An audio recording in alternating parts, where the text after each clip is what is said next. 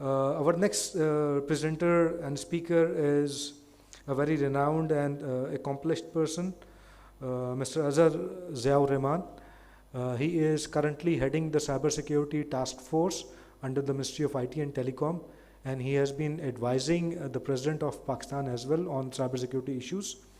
Previously, he has been worked at DU, Etisalat. He has, I always forget that whether he worked with Etisalat or DU. So he has been, he has worked around 2 decades at Etisalat in different roles. He has been working there as director in various domains.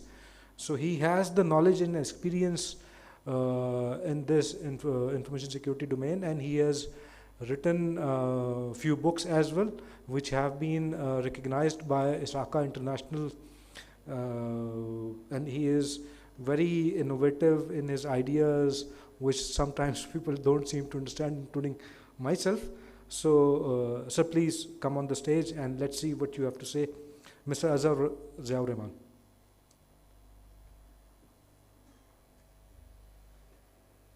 Thank you very much, Asif. I'll start with 2 very educated statements by the CEO of Habib Bank.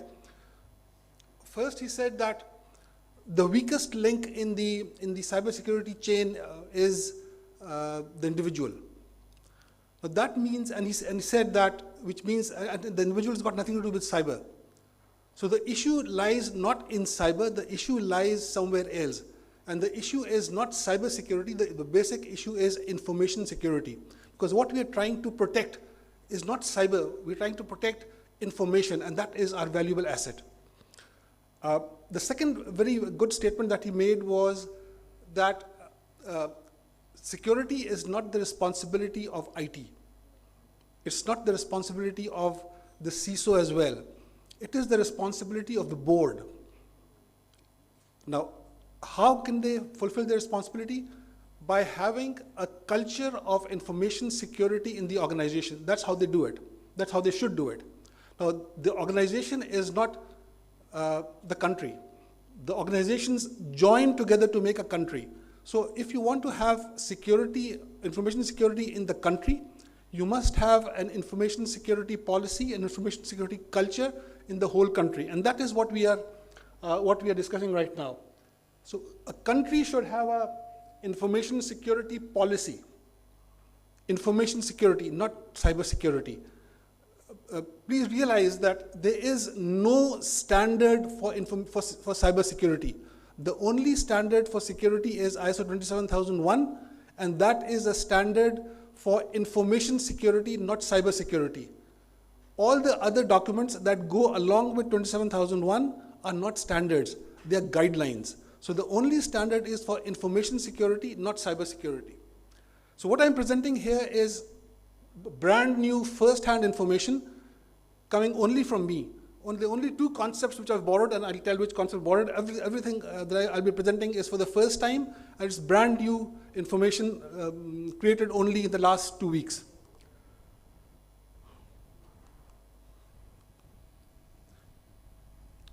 Okay, and this is work in progress, so, so comments, advice, criticism is invited after the session.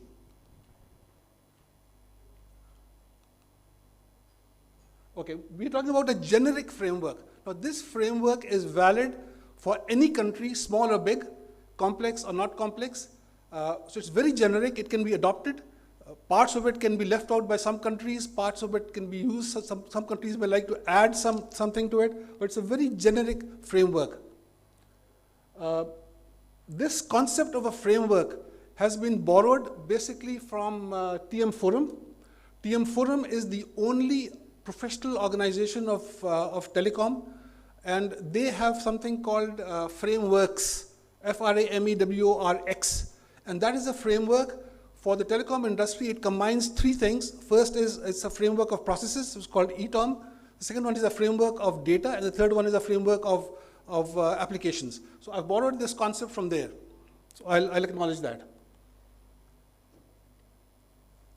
Now this framework has 4 levels, and this concept has been borrowed from COVID 2019.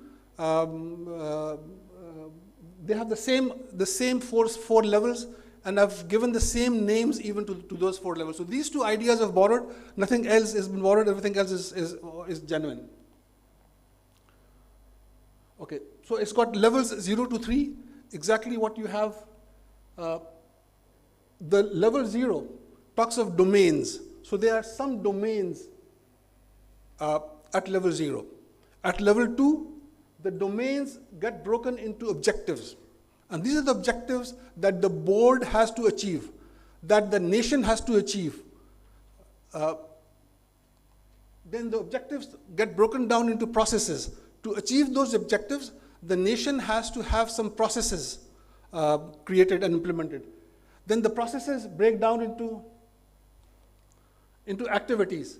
So these are the 4 levels. Level 0 is domains, level 1 is objectives, level 2 is processes, and level 3 is activities.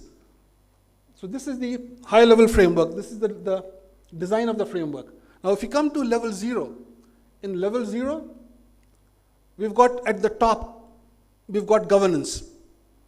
You have to govern information security in the country through organizations, through structures, through processes, through objectives. The next level is governance, is management.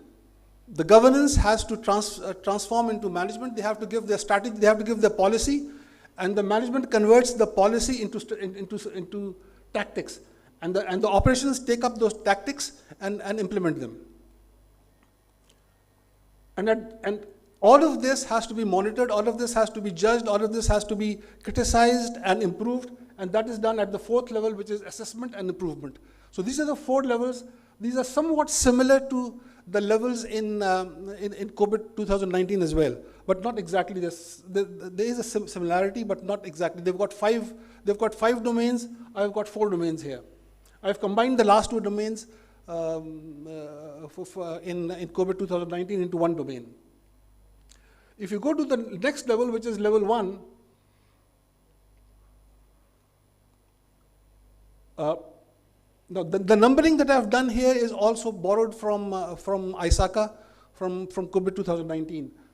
The first objective, now if you look at the wording here, I'm not using a verb, I'm using a noun. It's ensured IS governance framework, it's a noun.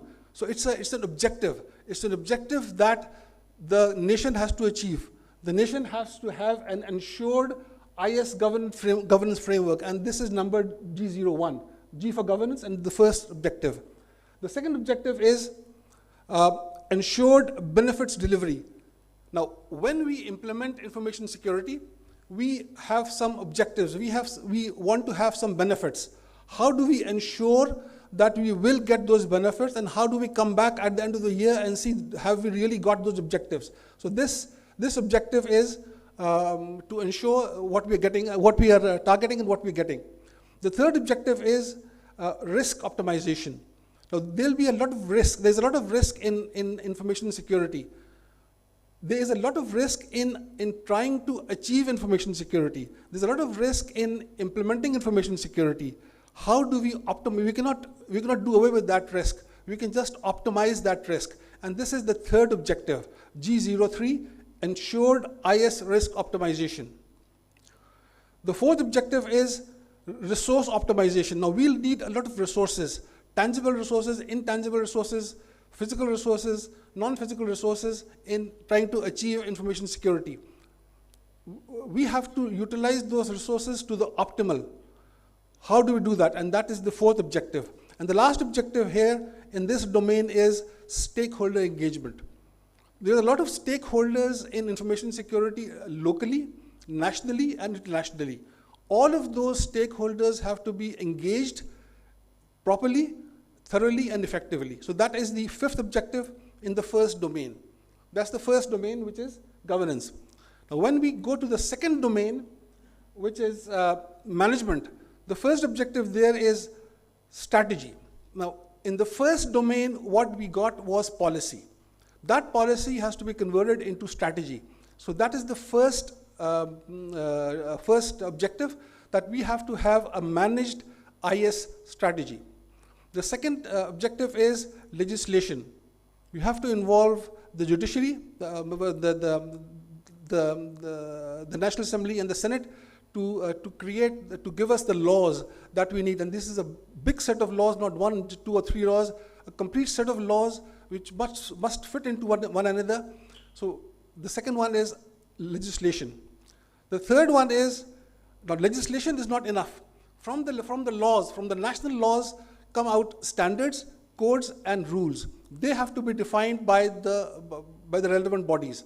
So, and this forms the complete set of statutes that we need for information security, combined with laws, codes, standards and rules. And this is the hierarchy. First come the laws, from the laws come the codes, the standards and the rules. The codes and standards may be local, may be regional, maybe international.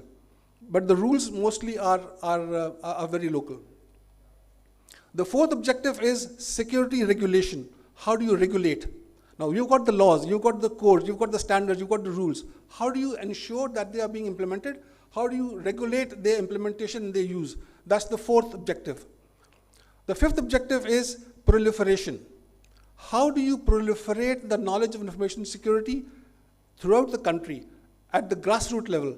That to create a culture of information security. That's the fifth objective. The sixth objective is localization. We can't trust imported hardware, imported software, imported expertise for information security. We must localize the creation of network elements. We must localize the creation of security software. Yes, Kaspersky is very good. But can we really, how long can we depend on them? We must have a local Kaspersky to create our own software, to create our own software and hardware for protection. The next objective is relationships. Relationships between the different stakeholders. If you look at the first domain, we've got ensured IS stakeholder engagement. Now those stakeholders have to be engaged. And this is where we are actually managing that relationship. We are managing the engagement of the stakeholders. The eighth objective is assets. A lot of assets are there. How do we manage those assets? And there's a talk later today about the critical assets. This is concerning that. The ninth objective is knowledge. A lot of knowledge is being created. A lot of knowledge is coming from abroad, coming from everywhere. That has to be stored, classified, cataloged, and utilized using intelligent techniques. And this is the ninth objective. And the last objective is projects. To do all this, we need projects. And those projects have to be managed properly to get anything good out of them. So that was the second domain. The third domain is operations. And the first objective in operations is implementation. We have to implement all this. We have to implement all that we designed in the management domain. The second objective is event management. When we talk of event is something that happens. It is an attack. It's a breach. It could be something good. It could be something bad. So those events have to be managed through structures, through processes. And this is something very, very important. And only today, probably, the ministry has released rules for doing this. Is that right, Jafri sir? The ministry has today released rules for event management. The next objective is enforcement. The enforcement of the laws, the enforcement of the rules, the enforcement of the standards and codes. This is the next operation objective. The fourth operation objective is awareness and training. And this is part of the proliferation that we talked about earlier. That how do we do the proliferation? We do the proliferation through awareness, mass awareness, continual mass awareness, and continual training at every level. And the last objective is countermeasures.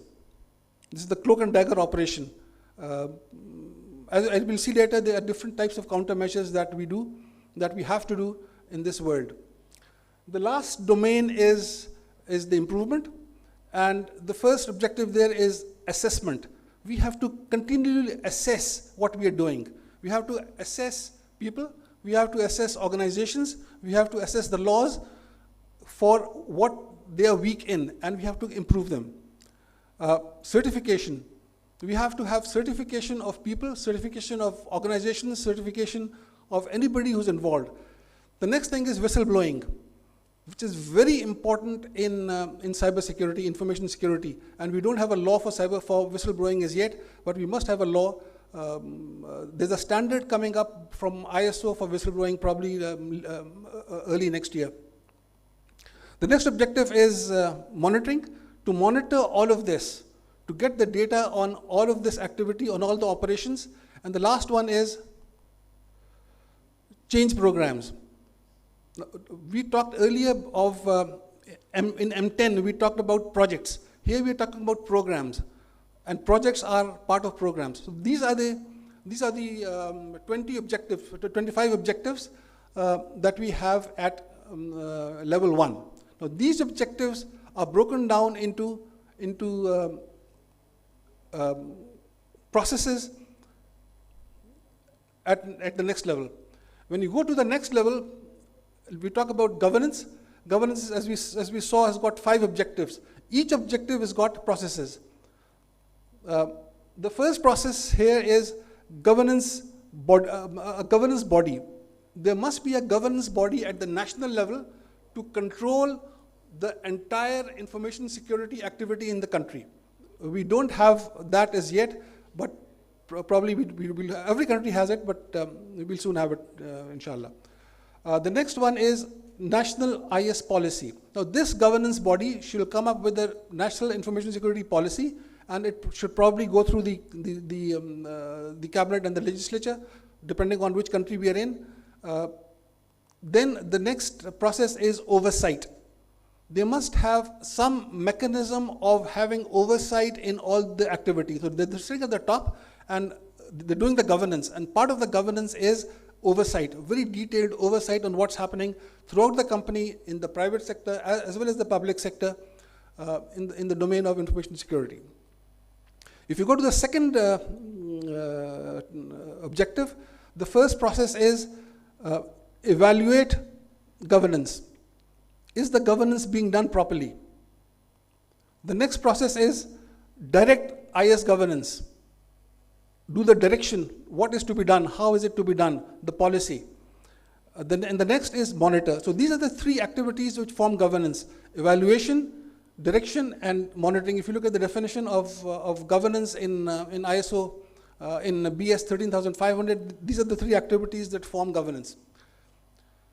If you go to the next objective, the first process is evaluate IS risk, direct IS risk, and monitor IS risk. So here we are governing risk. We are governing the 3 activities which form the governance of risk, and this is based on ISO 31000. These 3 activities come from ISO 31000 when you are governing risk. The next process is evaluate resources, direct resources, and monitor resources. So here we are governing the resources that are utilized in information security. And the last one is evaluate stakeholder engagement, direct stakeholder engagement, and monitor stakeholder engagement. So what we are doing is governing, number 1, the governance itself, number 2, governing the risk, governing the resources, and governing the stakeholders. So these are the processes in the governance domain. If you go to the next domain, which is the management domain, the first process is strategy. The second process is regional strategies. Now, there will be a strategy at the national level, and there will be a strategy at different regional levels. And then, very important, there will be sectoral strategies like defense, like textile, like the governments, the civil part of the government, like, for example, the power sector. So every sector will have its own strategies, and these have to be developed one by one. I was involved in this activity in the UAE, and we developed the strategies for a lot of sectors, and each sectoral strategy is very different from the other sectoral strategy. The next process is national legislation at the national level, legislation at the regional level and legislation at the lower level, the synchronization of these legislations with the legislations abroad. So all of these legislations have to fit with each other. So we cannot just create a law in one country which is out of sync with the laws in other countries. They have to synchronize with each other. The next process is formulation of IS codes. So this has to be done by the governing body. So we have to have codes of governance, codes of management for different areas. Adoption of the standards and the formulation of IS rules. So codes, standards, and rules has to be identified and adopted. The next process is we have to have a federal regulatory body, and then we have to have a RegTech infrastructure. Now this is where people have problems. For example, the State Bank of Pakistan has got very good regulatory guidelines, but they're having problems in implementing them because they don't have a RegTech infrastructure. There has to be a centralized, and a lot of countries are doing this. They're having a centralized RegTech infrastructure for the regulation of different sectors, for banking or for information security or for whatever. So this is something very important and something very high tech, and there's a lot of money in this. The next one is proliferation planning. How will we proliferate the knowledge and the policies? And the next one is proliferation management. Then we come to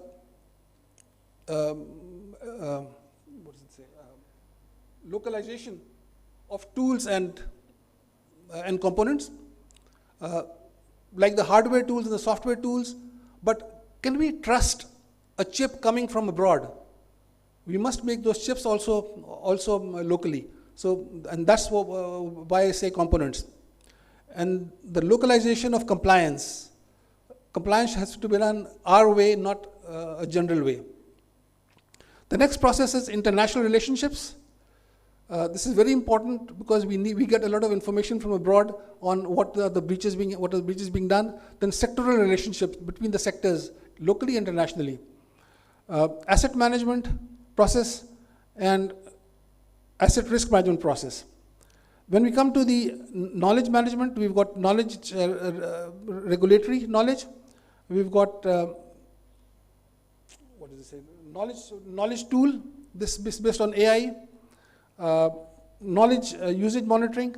How is recently we had a breach, or sort of a breach in one of the key national organizations, and they were not monitoring the use of knowledge in their repository. If you have this, that will not be a problem. The last one here is the exchange of knowledge between locally and internationally. Then we talk about projects, project management,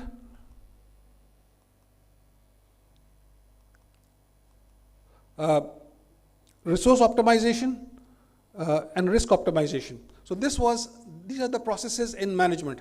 Then we go into operations. The functions in operations are implementation. I think I'm running out of time, is it? I had 15 minutes. I'll go through these fast. Now this is very important, CISO placement. The chief operating officer of Habib Bank said that, talked about the CISO. Now CISO is very critical. Recently there was a big issue in one of the major companies in Karachi, and their main problem was that they did not have a CISO, number one. The person who was heading information security was reporting to the IT person, and the board was not concerned. And that was the main reason why they had those problems. So a CISO should not be reporting to IT. He should not be reporting to CEO, because that is a conflict of interest. He should be reporting only and only to the board or to a board committee. And this is very important. Sector-wise implementation. I'll go through these fast because these are just processes. Now, this is something very, very important. This is what the ministry has come out with today. The event management. Now, the event management has got a lot of aspects. The first is incident prevention. How do you prevent an incident to happen? How do you detect that incident has happened? How do you respond to an incident? And if that incident represents a problem, how do you manage that problem? And the next one is, how do you recover from that disaster which has happened because of the incident? And the last one is, how do you manage the risks because of which the incident happened? So these things are very important, and these will form the activity probably in the next few months that we'll be doing. Identification of events, investigation of events, trial, and prosecution. This is the court part, and we have a speaker on this later today. So this is the judiciary part of information security. Training. The training has to be done by the private sector in a big way, and this is a business which will form, will be very lucrative probably in the next few years. Countermeasures, the cloak and dagger operations, the different types of countermeasures that we should be doing, that any country should be doing. We will not talk about that a lot more. Okay, let's go to the last one, which is prevention, which is assessment and improvement. We've got these different activities, different processes in this domain. Now, certification is very important. We should not be depending on international certification bodies like BSI or the French company or whatever. We must have our own certification bodies, and this is big business. We should create our own certification bodies, encourage them, and give them work. Now, certification can be for individuals. Certification can be for organizations. Whistleblowing is at different levels. We can have sectoral whistleblowing, we can have regional whistleblowing, we can have international whistleblowing, and we can have a process to follow up the whistleblowing. In monitoring, we must monitor the performance of whatever we're doing, and we must monitor the conformance. The two different things, performance and conformance, both have to be monitored. And based on the information received, we have to have change programs. We have to have a continuous change in our policy, and therefore in the strategy and whatever we're doing. So this is what I had. If you go back again, these were the 4 levels. These processes relate to standards and best practices, and the activities actually are company dependent and country dependent. So the 3rd level we will not design. That will depend on the country itself. They can define that themselves. Well, thank you very much. I'm open to advice on this framework, because it's still work in progress. Thank you very much. Yes, and Azher Sahab, please stay on the stage. If there are any questions, so we can have the questions from Azher Sahab. Yes. Mic. Is this mic? Yes, this mic is working.